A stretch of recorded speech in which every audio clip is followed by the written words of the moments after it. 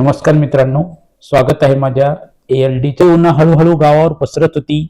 कावळ्यांचा कावकाव, गुरांच्या गळातील घंटांचा नाद आणि दूरवरून येणारा मंदिरातील घंटानाद. तो एक साधा पण शांत गाव होते. मातीचा सुगंध, चुलीवर बनवणाऱ्या भाकरीचा वास आणि लोकांच्या चेहऱ्यावर दिसणारी साधेपणाची झलक हेच त्या गावाचं खरं सौंदर्य होतं. या गावात राहत होते दोन जिवलग मित्र, रामू आणि शंकर. त्यांची मैत्री ही फक्त नावापुरती नव्हती, ती होती आयुष्यभराची साथ, विश्वास आणि त्यागाची कहाणी. मैत्री जी रक्ताच्या नात्यालाही हरवते. रामू आणि शंकर लहानपणापासून एकत्र वाढले होते. शाळेत एकत्र, खेळात एकत्र आणि आयुष्यातील प्रत्येक वळणावर एकत्र. लोक म्हणायचे, हे मित्र नाहीत तर एकमेकांची सावली आहेत. एकदा गावात दुष्काळ पडला होता. पाणी नव्हतं, अन्न नव्हतं. तेव्हा शंकराच्या घरात थोडं अन्न उरलं होतं. त्याने स्वतः न खाता ते रामूच्या कुटुंबाला दिलं आणि त्या दिवसापासून त्यांची मैत्री अख्खी घट्ट झाली. रामूचा एकच मुलगा होता, विकास. विकास खूप साधा, प्रामाणिक आणि मेहनती होता. तो सकाळी लवकर उठायचा, आईला मदत करायचा आणि मग वडिलांसोबत दुकानात जायचा. ते दुकान मोठं नव्हतं, पण त्यात प्रामाणिकपणा, विश्वास आणि कष्ट विकले जात होते.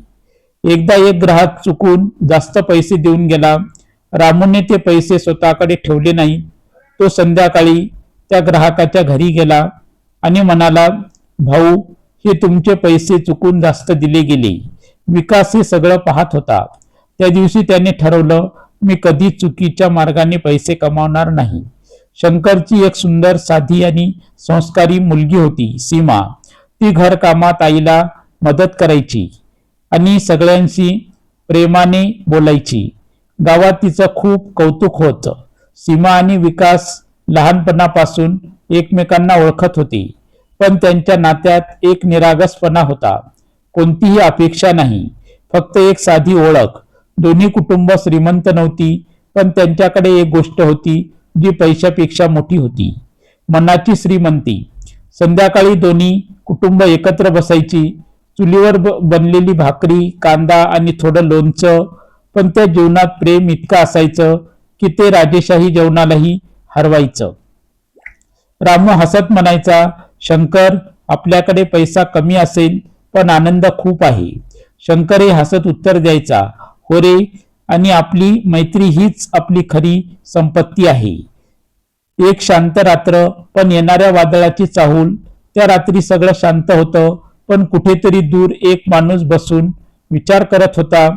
त्याच्या डोळ्यात लालसा होती, त्याच्या मनात एक योजना तयार होत होती. तो होता सावकार लालाजी. त्याची नजर होती रामूच्या घरावर आणि त्या छोट्या दुकानावर. त्या रात्री चंद्र शांत होता, पण नशिबाच्या आकाशात एक वादळ तयार होत होतं. एक असं वादळ जे या दोन कुटुंबांच्या आयुष्याला कायमचं बदलणार होतं. गावावर संध्याकाळचं अंधाराचं सावट हळूहळू पसरत होतं. आकाशात लालसर रंग पसरला होता. पाखरं आपल्या घरट्याकडे परतत होती, पण त्या शांत वातावरणात कुठेतरी एक वादळ तयार होत होतं. गावाच्या टोकाला एक मोठं भव्य घर होतं. ते होतं सावकार लालाजीचं घर. मोठे दरवाजे, उंच भिंती आणि आज सोन्या चांदीची चमक. पण त्या घरात एक गोष्ट नव्हती, मनाची शांती. लालाजी खूप श्रीमंत होता, पण त्याचा स्वभाव लोभी आणि कपटी होता. तो लोकांना मदत करायचा नाही, तो लोकांच्या अडचणीचा फायदा घ्यायचा. एक दिवस लालाजी आपल्या माणसासोबत गावात फिरत होता. तेव्हा त्याची नजर पडली रामूच्या छोट्याशा दुकानावर. लहानसं दुकान, पण गावाच्या मध्यभागी, चांगल्या जागी. लालाजी थांबला. त्याच्या डोळ्यात चमक आली. तो मनात म्हणाला, ही जागा, ही दुकान माझीच होणार. त्या रात्री लालाजी आपल्या खोलीत बसला होता. टेबलावर कागद, पेन आणि काही जुने कर्जांचे रजिस्टर. तो हसत म्हणाला, सरळ विकत घेता येत नसेल तर वाकड्या मार्गाने घ्यायचं. त्याने आपल्या माणसाला बोलावलं. उद्या सकाळी रामूच्या घरी जाऊया. दुसरे दिवशी सकाळी रामू आपल्या अंगणात बसून चहा घेत होता. तेवढ्यात दरवाजावर जोरात टकटक झाली. रामू दरवाजा उघडतो. समोर उभा होता लालाजी. त्याच्या चेहऱ्यावर बनावट हसू. लालाजी हळू आवाजात म्हणाला, रामू, तू खूप प्रामाणिक माणूस आहेस. मला तुझा आदर आहे. रामू नम्रपणे म्हणाला, बोला लालाजी. लालाजी थोडं पुढे झुकला आणि म्हणाला, तुझं घर आणि दुकान मला दे. मी तुला त्याच्या दुप्पट पैसे देतो. क्षणभर शांतता पसरली. विकासही बाजूलाच उभा होता. त्याच्या डोळ्यात प्रश्न होते. रामू काही क्षण शांत राहिला. मग तो हळूहळू उठला आणि शांतपणे आणि ठाम आवाजात म्हणाला, लालाजी, हे घर माझ्या वडिलांचं आहे आणि हे दुकान माझ्या मुलाचं भविष्य आहे. मी हे कधीच विकणार नाही, कितीही पैसे दिले तरी. लालाजीच्या चेहऱ्यावरचं हसू गायब झालं. त्याच्या डोळ्यात राग चमकू लागला. तो थोडा मोठ्या आवाजात म्हणाला, रामू, विचार कर. असा मोका परत मिळणार नाही. रामू शांतपणे म्हणाला, माझा निर्णय अंतिम आहे. लालाजी मागे वळतो. दरवाजाकडे चालत जातो आणि जाताना थांबतो.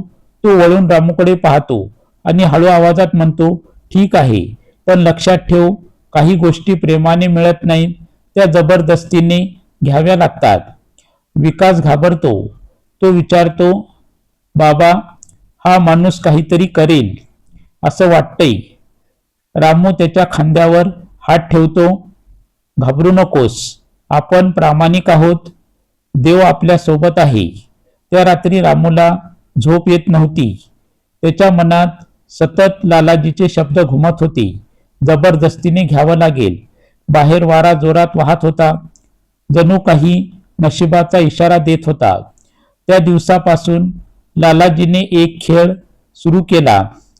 एक असा खेळ ज्यात एका बाजूला होता लोभ आणि फसवणूक आणि दुसऱ्या बाजूला प्रामाणिकपणा आणि सत्य. संध्याकाळची वेळ होती. आकाशात सूर्य मावळत होता. गावावर हलकासा सोनेरी प्रकाश पसरला होता. रामू आपल्या घराच्या समोर झाडाखाली बसला होता. त्याच्या चेहऱ्यावर शांतता होती, पण मनात विचाराची गर्दी होती. तेवढ्या शंकर तिथे येतो. शंकर हसत म्हणतो, काय रे रामू, आज खूप शांत दिसतोस. काही विचारात आहेस का? रामू थोडा हसतो, पण त्याच्या डोळ्यात एक वेगळाच भाव दिसत होता. तो म्हणतो, शंकर, आयुष्य कधी कधी अचानक बदलतं. आपल्याला कळायच्या आत. शंकर गंभीर होतो. काही झालंय का? रामू लालाजी बद्दल सगळं सांगतो. शंकर काही क्षण शांत राहतो. मग तो रामूच्या खांद्यावर हात ठेवतो. काळजी करू नकोस, आपण दोघं आहोत ना, काही होऊ देणार नाही. काही क्षण शांतता. मग अचानक शंकर हसतो आणि म्हणतो, एक विचार सुचतोय. जर आपली मैत्री इतकी मजबूत आहे तर ती कायमची का करू नये? रामू थोडा गोंधळतो. म्हणजे? शंकर हळू आवाजात म्हणतो, आपल्या मुलांना एकत्र आणूया. विकास आणि सीमाचं लग्न करूया. रामूच्या डोळ्यात आनंद चमकतो. तो म्हणतो, शंकर, यापेक्षा मोठा आनंद माझ्यासाठी काय असेल? दोघे मित्र एकमेकांना मिठी मारतात. त्या क्षणी त्यांच्या मैत्रीचं नातं एका नवीन बंधनात बदलतं. दुसरे दिवशी दोन्ही कुटुंब एकत्र बसतात. सीमा लाजत खाली बघत असते. विकासही शांतपणे बसलेला असतो. रामू हसत म्हणतो, विकास, तुला काही म्हणायचं आहे का? विकास हळू आवाजात म्हणतो, बाबा, तुमचा निर्णय माझ्यासाठी सर्व काही आहे. सीमा देखील मान हलवते. घरात आनंदाची लहर पसरते.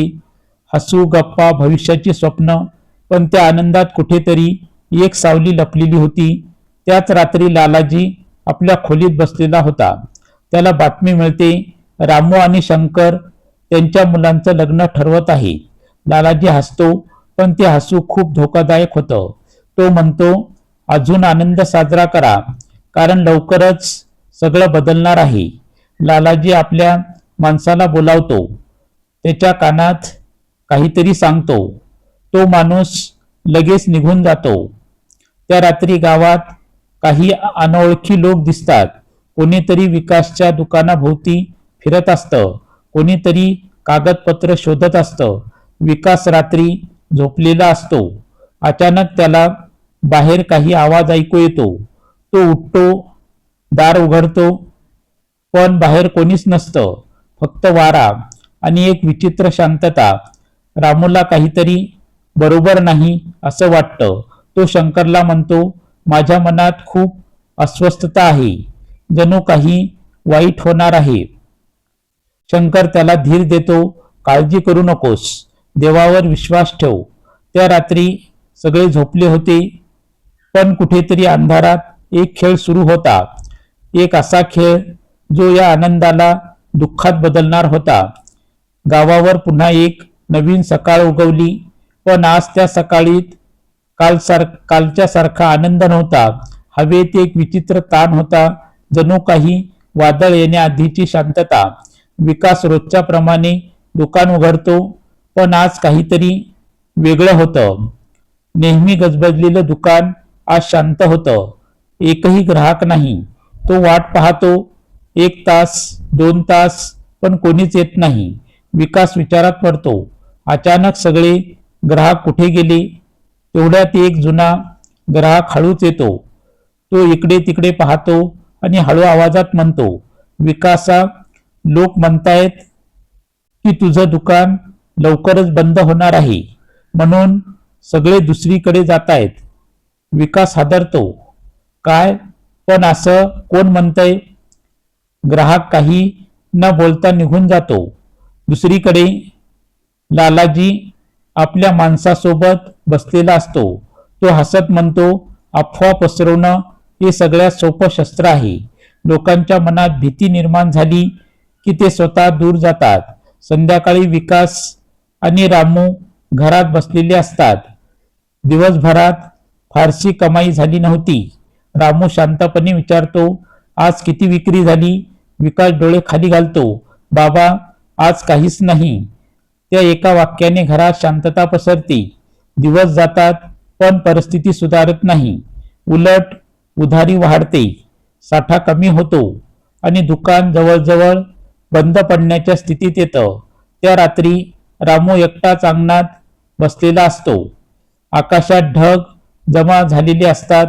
तो स्वतःशीच बोलतो, मी आयुष्यभर प्रामाणिक राहिलो, कधी कुणाचं वाईट केलं नाही, तरीही माझ्या मुलावर ही वेळ का आली? त्याच्या डोळ्यात पाणी येतं. शंकर येतो.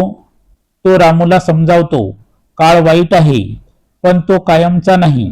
रामू म्हणतो, मला माझ्या मुलाचं भविष्य वाचवायचंय आहे, काहीही करून. काही क्षण शांतता. मग रामू हळू आवाजात म्हणतो, मला कर्ज घ्यावं लागेल. शंकर चकित होतो. कोणाकडून? रामू डोळे बंद करतो आणि म्हणतो, लालाजीकडून. हे ऐकून शंकर घाबरतो. रामू, तो माणूस चांगला नाही. त्याच्या जाळ्यात अडकलास तर सुटणं कठीण आहे. रामू डोळ्यात पाणी आणून म्हणतो, मला माहिती आहे, पण माझ्याकडे दुसरा पर्याय नाही. दुसऱ्या दिवशी रामू लालाजीच्या घरी जातो. लालाजी त्याला पाहून स्मित करतो. मला माहित होतं तू परत येशील. तो कागद पुढे करतो, इथे सही कर आणि तुला हवं तितकं कर्ज मिळेल. रामू थोडा थांबतो. त्याच्या डोळ्यासमोर विकासचं भविष्य येतं आणि तो सही करतो. रामू सही करून बाहेर पडतो, पण त्याला माहिती नसतं त्या कागदात काहीतरी वेगळंच लिहिलं आहे.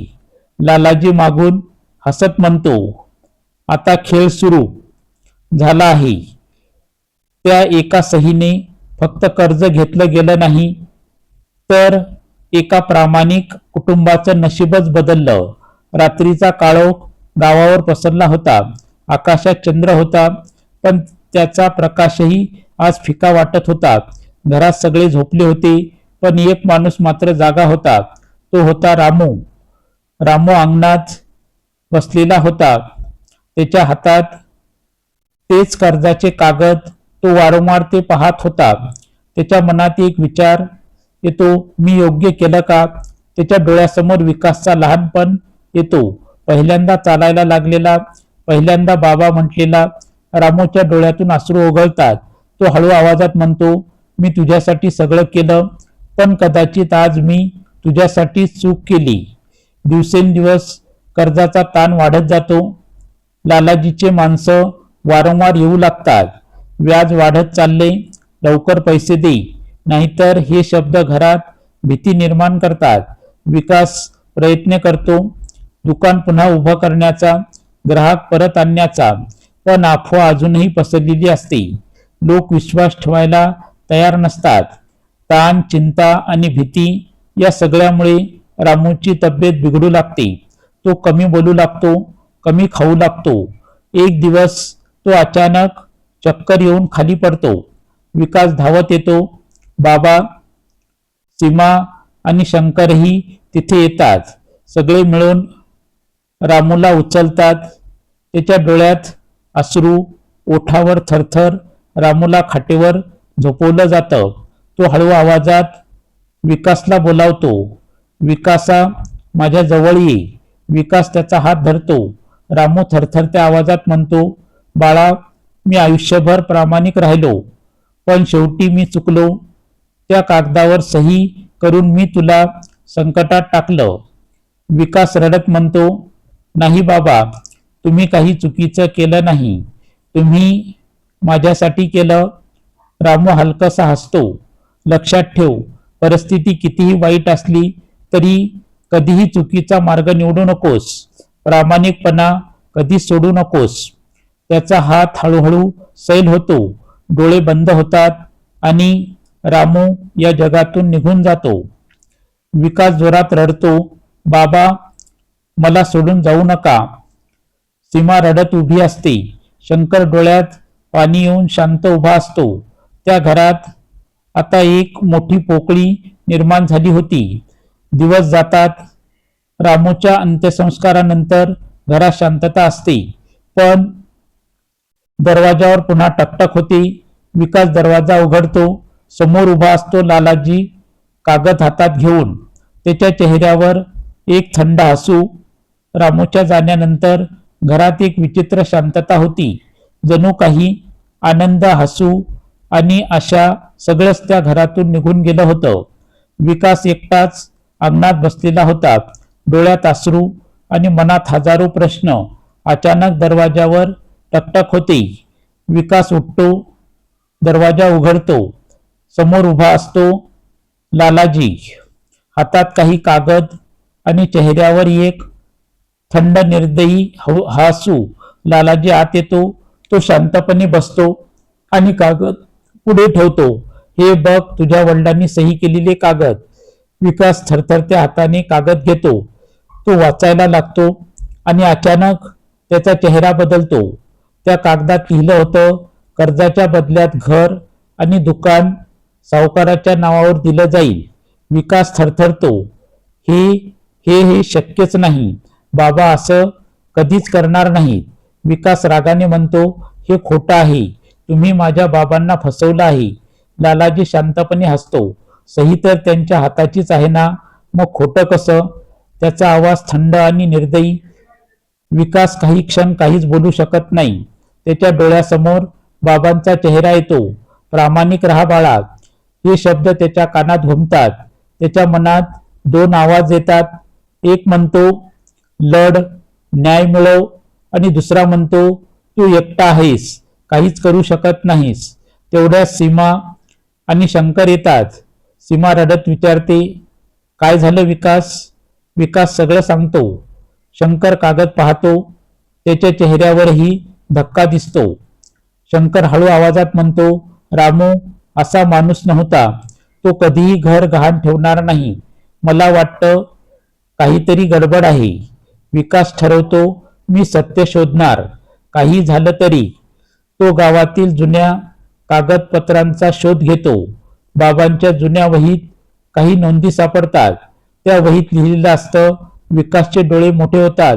म्हणजे हे कागद खोटे आहेत. तो लगेच शंकरकडे जातो. आपण वकिलाकडे जाऊया. दोघे गावातील वकिलांना भेटतात. वकील कागद तपासतो आणि म्हणतो, ही सही खरी आहे, पण मजकूर बदललेला वाटतो. याचा अर्थ कोणीतरी सही घेतल्यानंतर कागद बदललेले आहे. विकासच्या अंगावर काटा येतो.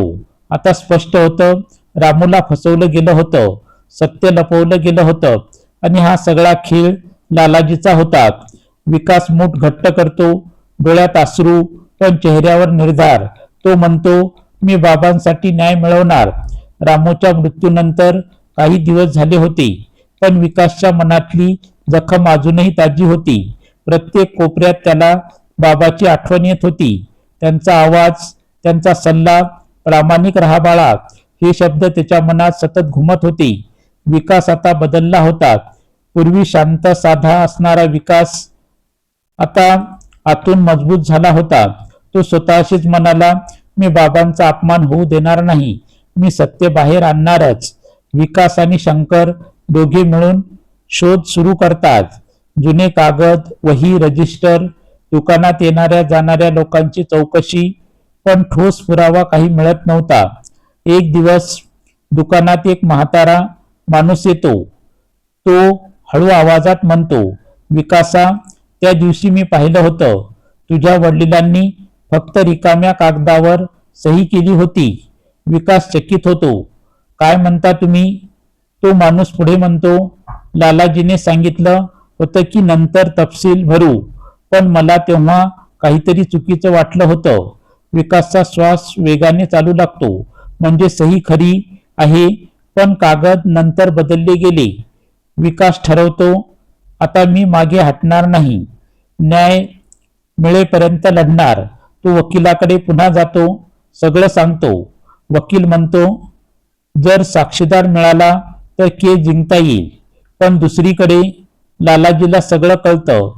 तो रागाने टेबलावर हात आपटतो. हा मुलगा माझ्याशी पंगा घेतोय. तो आपल्या माणसांना आदेश देतो, त्याला थांबवा. कसंही करून त्या रात्री विकास घरी परतत असतो. रस्ता शांत असतो. अचानक त्याला वाटतं कोणीतरी त्याचा पाठलाग करतंय. तो मागे वळून पाहतो, पण कोणीच दिसत नाही. विकासच्या मनात भीती येते, पण लगेच बाबाचे शब्द आठवतात. सत्याच्या मार्गावर चालणाऱ्याला देव साथ देतो. तो स्वतःला सावरतो. दुसरे दिवशी सकाळ गावात अचानक गोंधळ होतो. वाचवा वाचवा, लोक नदीकडे धावत असतात. विकासही धावतो. नदीत एक मुलगा बुडत असतो. सगळे घाबरलेले, कोणी पुढे येत नाही. तेव्हा कुणीतरी ओरडतो, तो लालाजीचा मुलगा आहे. हे ऐकताच विकास क्षणाचाही विचार न करता नदीत उडी मारतो. पाणी प्रचंड वेगाने वाहत असतं. प्रत्येक क्षण धोकादायक, पण विकास हार मानत नाही. तो त्या मुलाकडे पोहोचतो, त्याला पकडतो आणि पूर्ण ताकदीने किनाऱ्याकडे पोहतो. लोक विश्वास रोखून पाहत असतात. शेवटी विकास त्या मुलाला सुरक्षित बाहेर काढतो. सगळे थक्क होतात. लालाजी तिथे येतो. तो आपल्या मुलाला घट्ट मिठी मारतो आणि मग विकासकडे पाहतो. त्याच्या डोळ्यात अश्रू असतात. तो मनात विचार करतो, मी याचं आयुष्य उद्ध्वस्त केलं, तरी याने माझ्या मुलाचा जीव वाचवला. नदी काठावर सगळं शांत झालं होतं, पण त्या शांततेत एक वेगळंच वादळ चालू होतं. लालाजी आपल्या मुलाला घट्ट मिठी मारून बसला होता. त्याच्या डोळ्यातून अश्रू वाहत होते. तो थरथरत्या आवाजात म्हणत होता, काही झालं असतं तर मी कसा जगलो असतो. त्याच्या आयुष्यात पहिल्यांदाच त्याला पैशापेक्षा काहीतरी मोठं वाटत होतं. लालाजी हळूहळू वर पाहतो. समोर उभा असतो विकास, ओला, थकलेला पण शांत. त्याच्या चेहऱ्यावर ना राग ना अभिमान, फक्त एक साधं समाधान. लालाजीच्या मनात विचाराचा पूर येतो. मी याचं सर्व काही हिरावून घेतलं, त्याच्या वडिलांना फसवलं, त्यांचं घर, दुकान, सगळं, आणि तरीही याने माझ्या मुलाला वाचवलं. त्याच्या आत दोन आवाज चालू होते. एक म्हणत होता, तू सावकार आहेस, कमकुवत होऊ नकोस. दुसरा म्हणत होता, तू माणूस आहेस, चूक मान्य कर. लालाजी हळूहळू उठतो. तो विकासकडे चालत येतो. प्रत्येक पाऊल जड वाटत होतं. तो विकास समोर थांबतो. काही क्षण काहीच बोलत नाही. मग अचानक तो आपले हात जोडतो. लालाजी थरथरत्या आवाजात म्हणतो, विकासा, मला माफ कर. सगळे गावकरी स्तब्ध होतात. लालाजी पुढे म्हणतो, मी तुझ्या वडिलांना फसवलं, त्या कागदावर सही घेतली आणि नंतर मजकूर बदलला. मी लोभात अंध झालो होतो. मला फक्त पैसा दिसत होता. पण आज तू मला दाखवलंस की माणुसकी पैशापेक्षा मोठी असते. विकास शांतपणे ऐकत असतो. त्याच्या डोळ्यात पाणी येतं. त्याला बाबाचे शब्द आठवतात, प्रामाणिकपणा कधी सोडू नकोस. लालाजी पुन्हा म्हणतो, तू मला शिक्षा कर, पण मला माफ कर. विकास काही क्षण शांत राहतो. मग हळू आवाजात म्हणतो, माझ्या बाबांनी मला शिकवलं होतं की माफी ही सगळ्यात मोठी ताकद असते. तो पुढे येतो आणि लालाजीला उचलतो. मी तुम्हाला माफ केलं. त्या क्षणी फक्त एक माणूस बदलला नाही, तर एक वाईट विचारसरणीचं परिवर्तन झालं. गावात एक नवा संदेश पसरला, माणुसकी हीच खरी संपत्ती आहे. लालाजीच्या डोळ्यात अश्रू येऊन म्हणतं, मी सगळ्यांसमोर सत्य कबूल करणार आणि तुझं सगळं परत देणार. दुसरे दिवशी सकाळी गावात एक वेगळीच हालचाल होती. लोक एकमेकांना सांगत होते, आज चौकात सगळ्यांना बोलावलं आहे. सगळ्यांच्या मनात उत्सुकता, नेमकं काय होणार आहे. गावाच्या चौकात सगळे जमले होते. म्हातारे, तरुण, स्त्रिया, मुलं सगळे एकाच गोष्टीची वाट पाहत होते. समोर उभा होता लालाजी, पण आज तो वेगळा दिसत होता. ना गर्व ना अहंकार, फक्त एक अपराधी चेहरा. काही क्षण पूर्ण शांतता. मग लालाजी पुढे येतो. त्याचे हात थरथरत होते. तो हळू आवाजात बोलायला सुरुवात करतो, गावकऱ्यांनो, आज मी तुमच्या समोर एक सत्य कबूल करायला आलो आहे. मी रामूला फसवलं. हे शब्द ऐकताच गावात कुजबूज सुरू होते. लालाजी पुढे म्हणतो, मी त्याच्याकडून रिकाम्या कागदावर सही घेतली आणि नंतर त्यात खोटा मजकूर लिहिला. मी त्याचं घर आणि दुकान बळकवण्याचा प्रयत्न केला. लालाजीच्या डोळ्यातून अश्रू वाहत होते. मी लोभी होतो, अंध झालो होतो, पण एका मुलाने मला माणुसकी शिकवली. तो विकासकडे पाहतो. गावकरी स्तब्ध होते. कोणी विश्वास ठेवत नव्हतं. पण आज सत्य त्यांच्या समोर उभं होतं. एक सावकार स्वतःची चूक मान्य करत होता. लालाजी मोठ्या आवाजात म्हणतो, आजपासून ते घर आणि दुकान पुन्हा विकासच आहे आणि मी त्याच्यावरचं सगळं कर्ज माफ करतो. गावात टाळ्यांचा कडकडाट होतो. शंकरच्या डोळ्यात पाणी येतं. सीमा आनंदाने रडते. विकास शांत उभा असतो, पण त्याच्या डोळ्यात समाधान दिसतं. त्या क्षणी विकास आकाशाकडे पाहतो, जणू तो आपल्या बाबांना म्हणत असतो, बाबा, तुमचा सन्मान परत मिळवला. काही दिवसांनी गावात पुन्हा एकदा आनंदाचं वातावरण असतं. घर सजलेलं, फुलांचा सुगंध, ढोल ताशांचा आवाज. विकास आणि सीमा मंडपात बसलेली असतात. दोघांच्या चेहऱ्यावर हलकसं स्मित. शंकर आनंदाने सगळं पाहत असतो. लग्नाच्या वेळी विकासच्या डोळ्यात पाणी येतं. त्याला बाबाची खूप आठवण येते. तेवढ्या शंकर त्याच्या खांद्यावर हात ठेवतो. आजपासून मी तुझ्या बाबासारखा आहे. लग्न पूर्ण होतं. दोन्ही कुटुंब एकत्र येतात आणि पुन्हा एकदा त्या घरात आनंद परत येतो. त्या दिवशी फक्त एक लग्न झालं नाही, तर एक तुटलेलं कुटुंब पुन्हा जोडलं गेलं. एक अन्याय संपला आणि सत्याचा विजय झाला. संध्याकाळची वेळ होती. आकाशात सूर्य मावळत होता, पण आज त्या मावळत्या सूर्याची किरणं काहीतरी वेगळं सांगत होती. जणू ती सांगत होती, प्रत्येक अंधारानंतर प्रकाश येतोच. एक शांत आणि समाधानाने भरलेलं आयुष्य. काही महिने लोटले होते. विकासचं दुकान पुन्हा सुरू झालं होतं. आता त्या दुकानात फक्त सामान नव्हतं, तर एक कथा होती, संघर्षाची, प्रामाणिकतेची आणि विजयाची.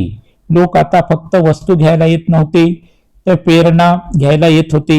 विकास आणि सीमा आनंदाने संसार करत होते. शंकर त्यांच्या सोबत होता घरात पुन्हा हसू परतलं होतं आणि प्रत्येक कोपऱ्यात रामूच्या आठवणी जिवंत होत्या. एक दिवस विकास दुकानात बसलेला असतो.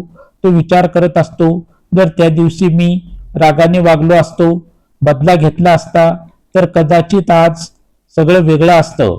तो हळूच हसतो. पण बाबांनी शिकवलं होतं की माणुसकी कधीही सोडायची नाही. लालाजीही आता बदलला होता. तो लोकांना मदत करू लागला. गरजूंना व्याज न घेता पैसे देऊ लागला. लोक म्हणायचे, तो जुना लालाजी आता राहिला नाही. एक गरीब माणूस लालाजीकडे मदतीसाठी येतो. पूर्वीचा लालाजी असता तर त्याने त्याचा फायदा घेतला असता, पण आज तो त्याला मदत करतो आणि हसत म्हणतो, मला एका मुलाने शिकवलं की माणुसकीचं मूल्य पैशापेक्षा मोठं असतं. जीवन आपल्याला अनेक वेळा कठीण प्रसंगात टाकतं. कधी आपल्यावर अन्याय होतो, कधी आपल्याला फसवलं जातं, पण त्यावेळी आपल्याकडे दोन मार्ग असतात. जो आपल्याला आतून तोडतो. दुसरा मार्ग संयम, प्रामाणिकपणा आणि माणुसकी, जो आपल्याला खऱ्या अर्थाने जिंकवतो. प्रामाणिक माणूस कधीच हारत नाही. तो उशिरा का होईना पण नक्की जिंकतो. वाईट माणसाला हरवणं मोठं नाही, त्याला बदलणं हीच खरी जिंक आहे. सत्य आणि माणुसकी हे जीवनाचं खरं धन आहे. विकास आकाशाकडे पाहतो, हलकं स्मित करतो, जणू तो आपल्या बाबांना म्हणतो, बाबा तुमची शिकवण मी जपली. पण एक नवीन विचार सुरू होतो. ही एक कथा नाही, तर एक आरसा आहे, जो आपल्याला विचारायला लावतो, आपण कोणता मार्ग निवडणार. ही कथा आपल्याला जर आवडली असेल तर कृपया माझ्या चॅनलला लाईक करा, शेअर करा. चॅनलवर जर नवीन आलेले असताल तर चॅनलला सबस्क्राईब करा. ही कथा तुम्हाला कशी वाटली ते कमेंटमध्ये लिहायला विसरू नका. सर्वजण आपल्या तब्येतीची काळजी घ्या. पुन्हा भेटूया नवीन कथेसह. तोपर्यंत धन्यवाद. नमस्कार. जय हिंद. जय महाराष्ट्र.